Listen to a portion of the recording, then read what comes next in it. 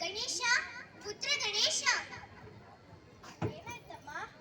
ಪುತ್ರ ಗಣೇಶ, ನೋಡು ಮಗು, ನಾನು ಸ್ನಾನ ಮಾಡಲು ಸ್ನಾನಗೃಹಕ್ಕೆ ಹೋಗುತ್ತೇನೆ. ನಾನು ಅಪ್ಪಣೆ ಕೊಡುವವರೆಗೂ ಯಾರನ್ನೂ ದ್ವಾರದ ಒಳಗೆ ಪ್ರವೇಶಿಸಲು ಬಿಡಬೇಡ. ನಿಮ್ಮ ಆಜ್ಞೆಯಂತೆ ಆಗಲಿ. ಮತ್ತೆ ನಾನು ಯಾರನ್ನೂ ಒಳಗೆ ಬರಲು ಬಿಡುವುದಿಲ್ಲ. ನೀವು ನಿಶ್ಚಿಂತೆಯಾಗಿ ಸ್ನಾನ ಮಾಡಿ. ಆಟ ಆಡ್ತಾ ಮರಿಲಿಕ್ಕಿಲ್ಲ ತಾನೆ? ಇಲ್ಲ ಅಮ್ಮ, ನೀವು ಚಿಂತಿಸಬೇಡಿ.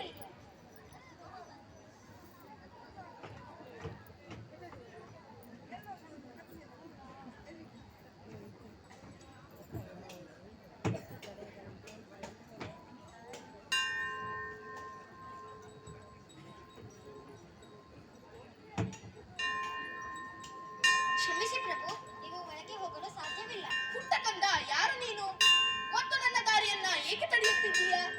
ನಾನು ಗೌರಿ ಪುತ್ರ ಗಣೇಶ, ಮತ್ತೆ ಮಾತೆಯ ಆದೇಶವನ್ನು ಅನುಸರಿಸುತ್ತಿದ್ದೇನೆ. ಅವರು ಹೇಳಿದ್ದಾರೆ, ಅಪ್ಪನೇ ಇಲ್ಲದೆ ಯಾರನ್ನು ಒಳಗೆ ಬರಲು ಬಿಡಬಾರದು ಅಂತ. ಗೌರಿ ಪುತ್ರ, ಹಾಗಾದ್ರೆ ಈ ಆದೇಶವು ನನಗಾಗಿ ಅಲ್ಲ. ಯಾಕೆಂದ್ರೆ ನಾನು ಗೌರಿಯ ಪತಿ ಶಿವಶಂಕರ. ದ್ವಾರದಿಂದ ಆಚೆ ಸರಿ ಬಾಲಕ. ಖಂಡಿತ ಇಲ್ಲ. ಎಲ್ಲಿಯವರೆಗೆ ಅಮ್ಮ ಅಪ್ಪನೆ ಕೊಡೋದಿಲ್ವೋ ಅಲ್ಲಿಯವರೆಗೆ ನಾನು ಯಾರನ್ನು ಒಳಗೆ ಬರಲು ಬಿಡುವುದಿಲ್ಲ. ಹಠ ಮಾಡಬೇಡ ಬೆಪ್ಪ ಹುಡುಗ, ಸರಿಯಾಚೆ. ಇದು ಅಸಂಭವ. ನೋಡು, ನಿನಗೆ ನನ್ನ ಕೋಪದ ಅರಿವೇ ಇಲ್ಲ. ದಾರಿ ಬಿಡು, ಇಲ್ಲದಿದ್ದರೆ ಪರಿಣಾಮ ನೆಟ್ಟಗಿರೋದಿಲ್ಲ. ಪರಿಣಾಮ ಏನು ಬೇಕಾದ್ರೂ ಆಗಲಿ. ಸೂರ್ಯ ಪಶ್ಚಿಮದಿಂದನೇ ಉದಯಿಸ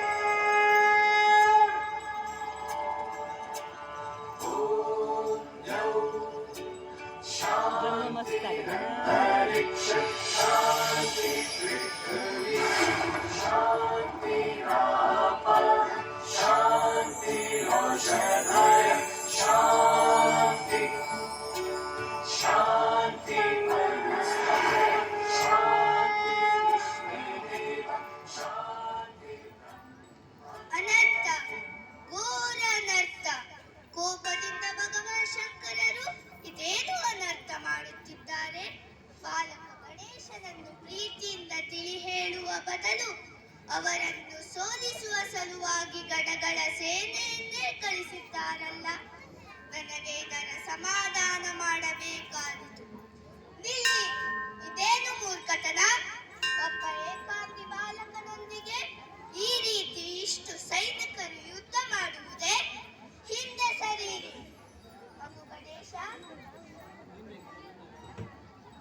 ಮಗು ಗಣೇಶ, ನೀವು ಕೂಡ ಹೀಗೆ ಇಷ್ಟೊಂದು ಹಠ ಮಾಡಬಾರದು.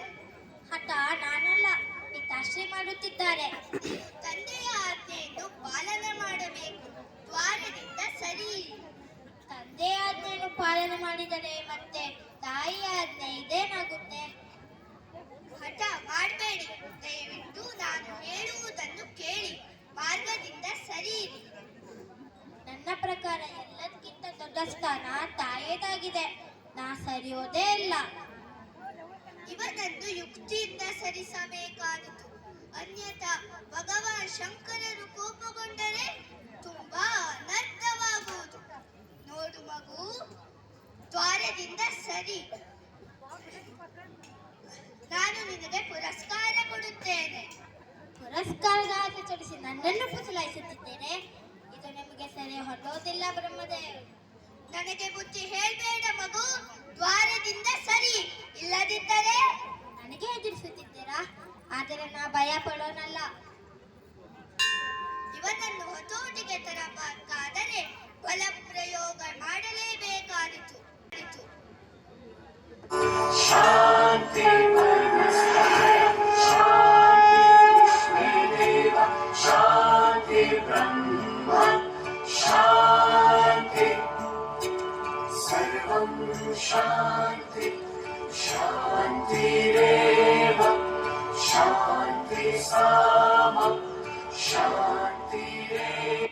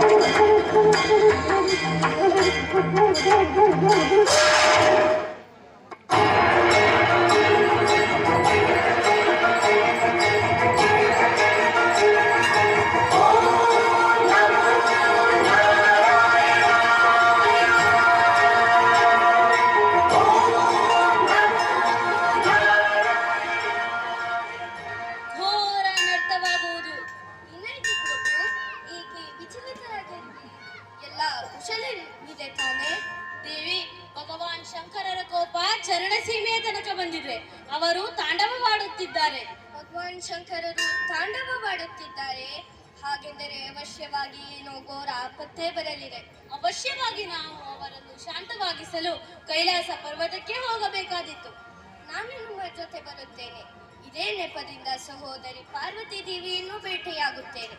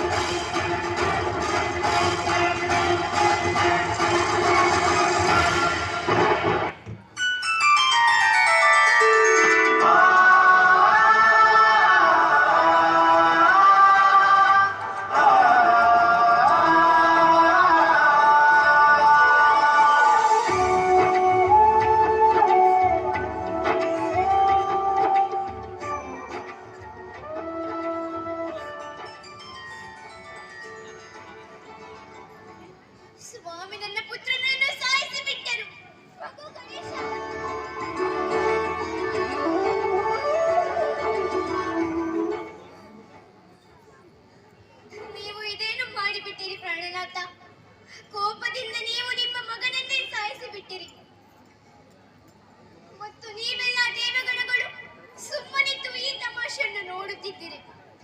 ಯಾರಿಗೂ ಈ ಪಾಪದ ಬಾಲಕನ ಮೇಲೆ ದಯ ಬರಲಿಲ್ಲವೇ? ಒಬ್ಬ ಚಿಕ್ಕ ಬಾಲಕನನ್ನು ಸೋಲಿಸುವುದು ಅಷ್ಟು ಅಗತ್ಯವಿತ್ತೆ? ಹೇಳಿರಿ, ನೀವೆಲ್ಲ ಯಾಕೆ ಸುಮ್ಮನಿದ್ದೀರಿ? ಎಲ್ಲ ದೇವತೆಗಳು ಈ ಒಟ್ಟಿಗೆ ಸೇರಿರುವಿರಿ. ನಿಮ್ಮ ಕೋಪ ಶಾಂತವಾಯಿತೆ? ಈ ಚಿಕ್ಕ ಬಾಲಕನ ಪ್ರಾಣ ತೆಗೆದುಕೊಂಡು ನನ್ನ ಪ್ರಾಣವನ್ನು ತೆಗೆದುಕೊಳ್ಳಿ. ನನಗೆ ನನ್ನ ಪುತ್ರನನ್ನು ಜೀವಂತವಾಗಿ ಮಾಡಬೇಕು. ಅವನಿಗೆ ಪ್ರಾಣದಾನವನ್ನು ಕೊಡಲೇಬೇಕು. ಇಲ್ಲದಿದ್ದರೆ ನಾನು ಕೂಡ ಇಲ್ಲೇ ಪ್ರಾಣ ತ್ಯಜಿಸುತ್ತೇನೆ.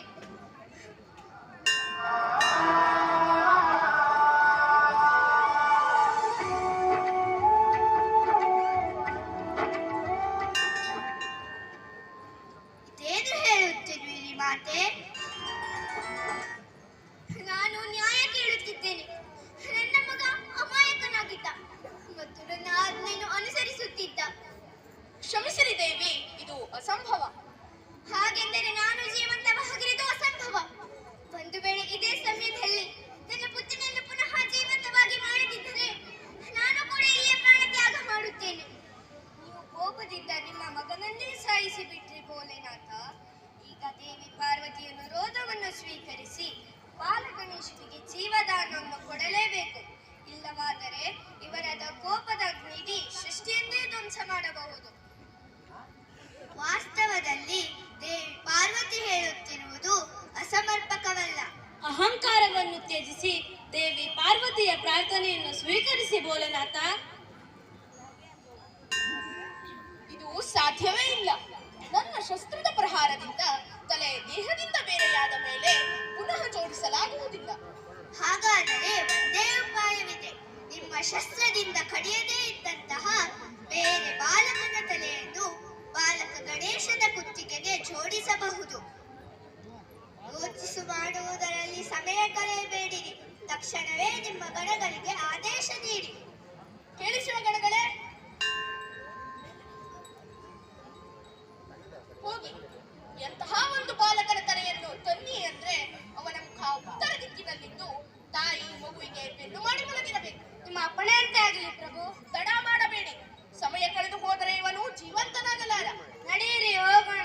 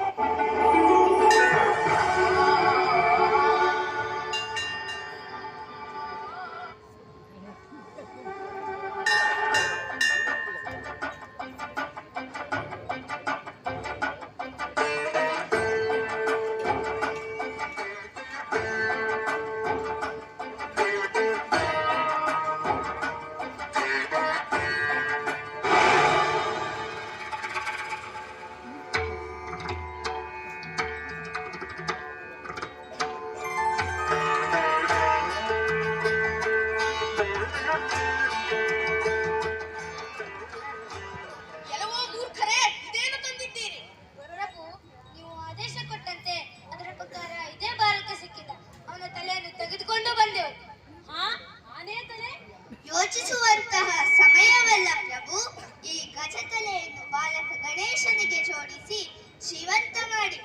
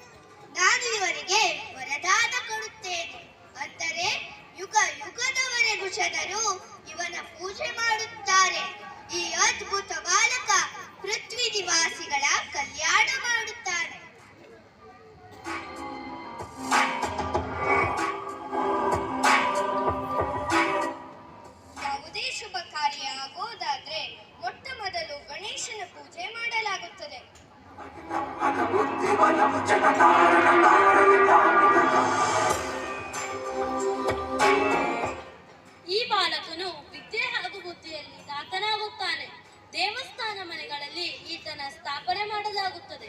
ಸದಾ ಜನರು ಈತನಿಗೆ ಲಾಡುವನ್ನು ನೈವೇದ್ಯವಾಗಿ ಅರ್ಪಿಸುತ್ತಾರೆ.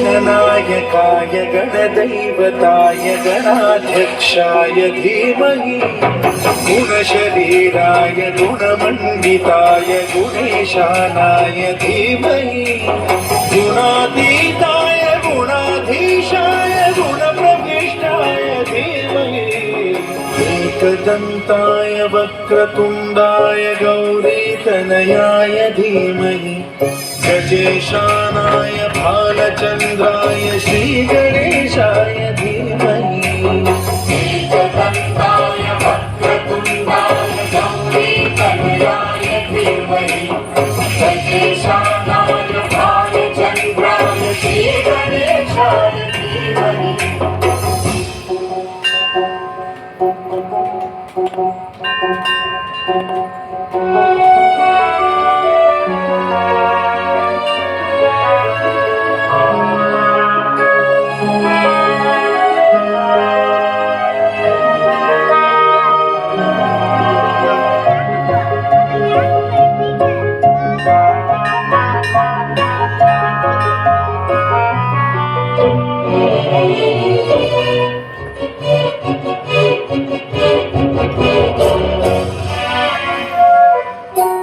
गानचतुराय गानप्राणाय गानान्तरात्मने गानोत्सुकाय गानमत्ताय गानोत्सुकमनसे गुरुपूजिताय गुरुदैवताय गुरुकुलस्थायिने गुरुविक्रमाय गुह्यप्रवराय गुरवे गुणगुरवे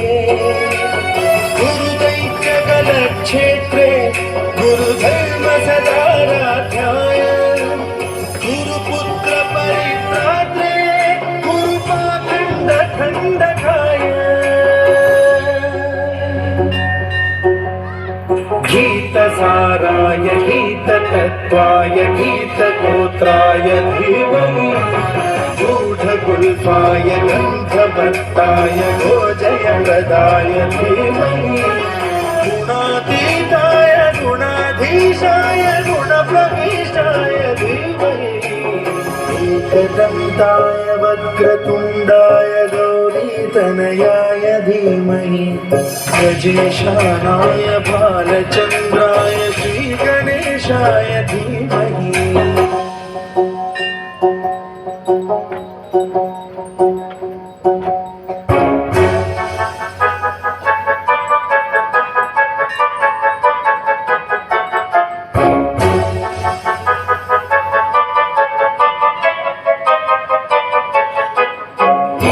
सर्वराजाय गन्धाय सर्वगानश्रवणप्रणयिने एकदन्ताय वक्रतुण्डाय गौरीतनयाय धीमहि गजेशानाय भालचन्द्राय श्रीगणेशाय धीमहि